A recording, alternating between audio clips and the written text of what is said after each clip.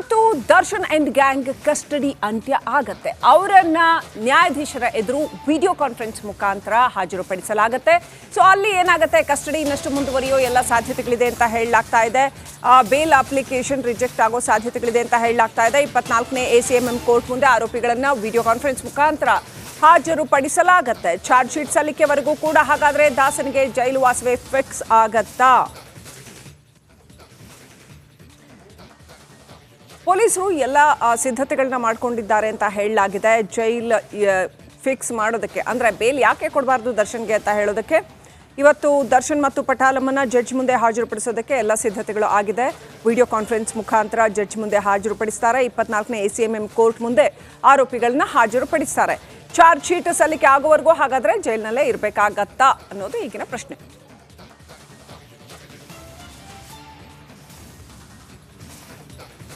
So ಈಗಿರ್ತಕ್ಕಂಥ ಪ್ರಶ್ನೆ, ದರ್ಶನ್ ಜೈಲಿಂದ ಹೊರಗೆ ಬರ್ತಾರಾ, ಅಟ್ಲೀಸ್ಟ್ ಆನ್ ಬೇಲ್ ಹೊರಗೆ ಬರ್ತಾರಾ ಅನ್ನೋಂಥ ಪ್ರಶ್ನೆ ಸಾಕಷ್ಟು ಜನ ಕೇಳ್ತಾರೆ.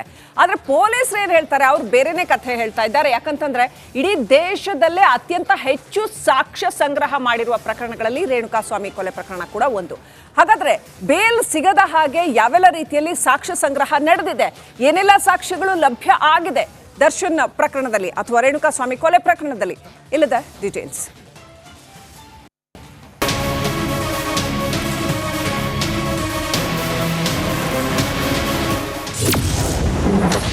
ಭೂಪತಿ ಅಂಡ್ ಗ್ಯಾಂಗ್ ಅಗ್ನಿ ಪರೀಕ್ಷೆ ಶುರು. 17 ಆರೋಪಿಗಳು 37 ದಿನ ಚಾರ್ಜ್ ಶೀಟ್ಗೆ ರೆಡಿ. ಚಿತ್ರದುರ್ಗದ ರೇಣುಕಾಸ್ವಾಮಿ ಕೊಲೆ ಕೇಸ್ನಲ್ಲಿ ಜೈಲು ಸೇರಿರುವಂತಹ ನಟ ದರ್ಶನ್ ಅಂಡ್ ಗ್ಯಾಂಗ್ಗೆ ಅಸಲೇ ಅಗ್ನಿ ಪರೀಕ್ಷೆ ಈಗ ಶುರುವಾಗಿದೆ. ಪ್ರಕರಣದ ತನಿಖೆ ತೀವ್ರಗತಿಯಲ್ಲಿ ಸಾಗ್ತಾ ಇದ್ದು, ಕೊಲೆ ಸಂಬಂಧ ಪೊಲೀಸರು ಹಲವು ಆಯಾಮಗಳಲ್ಲಿ ತನಿಖೆಯನ್ನ ಕೂಡ ಕೈಗೊಂಡಿದ್ದಾರೆ. ಶೀಘ್ರದಲ್ಲೇ ಡೆವಿಲ್ ಗ್ಯಾಂಗ್ ವಿರುದ್ಧ ಚಾರ್ಜ್ ಶೀಟ್ ಸಲ್ಲಿಕೆಗೆ ತಯಾರಿಯನ್ನ ಕೂಡ ನಡೆಸ್ತಾ ಇದ್ದಾರೆ.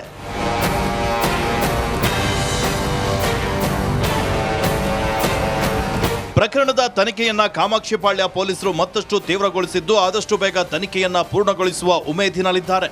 ರೇಣುಕಾಸ್ವಾಮಿ ಕೊಲೆಯಾಗಿ 37 ದಿನ ಕಳೆದಿದೆ. ಪೊಲೀಸರು ದರ್ಶನ್ ಸ್ನೇಹಿತೆ ಪವಿತ್ರ ಗೌಡ ಸೇರಿ 17 ಆರೋಪಿಗಳನ್ನ ಬಂಧಿಸಿ ವಿಚಾರಣೆ ನಡೆಸಿ ಜೈಲಿಗೆ ಕಳಿಸಿದ್ದಾಯಿತು. ಸದ್ಯ ಕೇಸ್ಗೆ ಬೇಕಾದ ಪ್ರತ್ಯಕ್ಷ ಹಾಗೂ ಪರೋಕ್ಷ ಸಾಕ್ಷಿಗಳ ಹೇಳಿಕೆಯನ್ನ ದಾಖಲಿಸಿದ್ದಾರೆ. ಈಗಾಗಲೇ ಕೊಲೆ ಬಗ್ಗೆ 30ಕ್ಕೂ ಹೆಚ್ಚು ಮಂದಿ ಹೇಳಿಕೆಯನ್ನ ಪಡೆದಿದ್ದಾರೆ.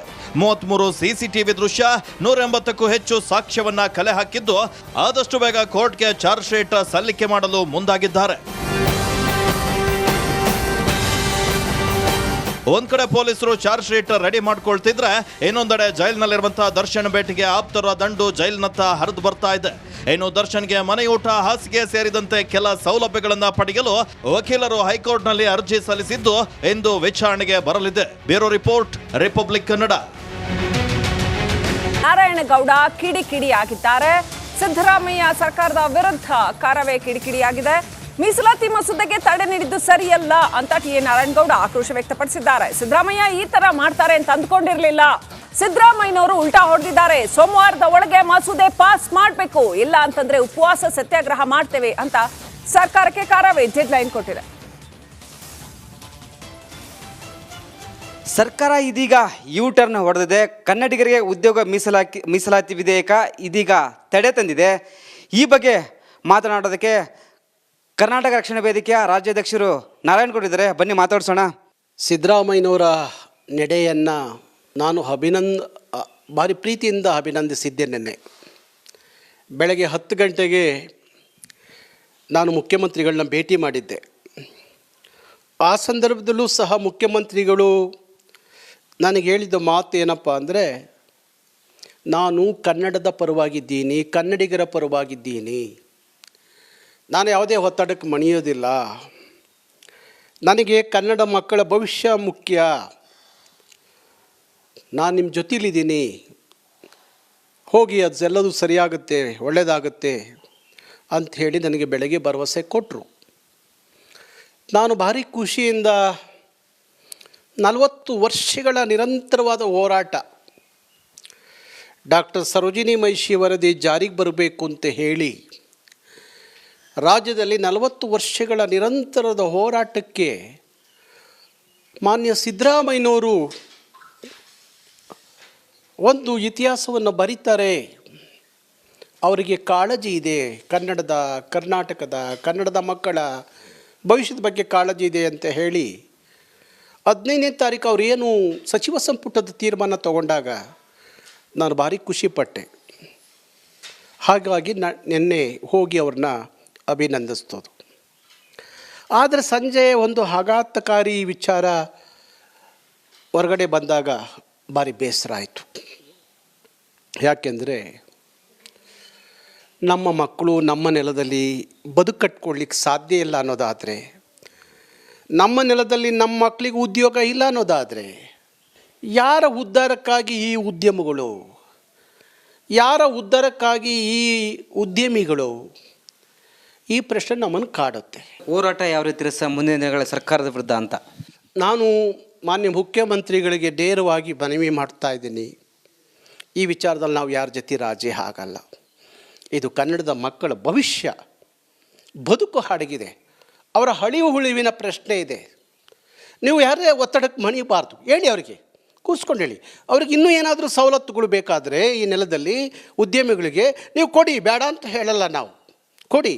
ಆದರೆ ನಮ್ಮ ಮಕ್ಕಳಿಗೆ ಕೆಲಸ ಕೊಡಬೇಕು ಅನ್ನೋ ವಿಚಾರದಲ್ಲಿ ನೀವೇನೋ ಒಂದು ಕಾಯ್ದೆ ಮಾಡಲಿಕ್ಕೆ ಕೊಟ್ಟಿದ್ದೀರಿ, ಆ ವಿಚಾರದಲ್ಲಿ ನೀವು ರಾಜಿ ಆಗಬೇಡ್ರಿ.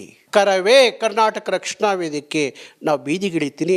ನಾನು ಹೇಳ್ತಾ ಇದ್ದೀನಿ, ಸಾವಿರಾರು ಜನ ನಾವು ಅಮರನಾಥ ಉಪವಾಸ ಕೂತ್ಕೊಳ್ಳಿಕ್ಕೆ ನಾವು ರಾತ್ರಿ 10 ಗಂಟೆಗೆ ನಮ್ಮ ಮನೇಲಿ ನಡೆದಂಥ ಸಭೆ ಬೆಳಗಿನ ಜಾವ 2:30-3 ಗಂಟೆವರೆಗೂ ನಡೆದಿದೆ.